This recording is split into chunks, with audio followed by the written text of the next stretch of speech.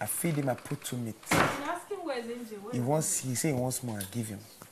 You know, but me, he started getting angry since I figured out that he's the wild card. You know, I was the only one that cracked it.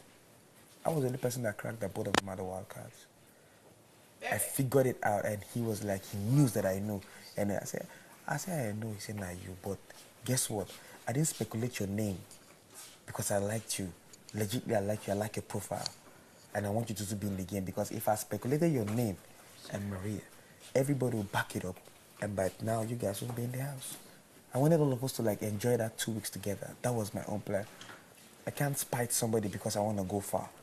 I don't know. It's not my nature. So all these things he's doing, I decode them. Now I know he doesn't like. He sees me. For me, it's about here in the house. He sees me as a competition.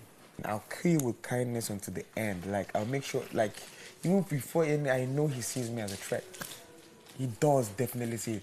And he knows I'm fucking smarter than him. He's not to travel and tour and go to, it's not be that one. In our area, we street boys. We here. But we see, when I was analyzing him, what did I say? I said, very strategic. That's what caused the problem.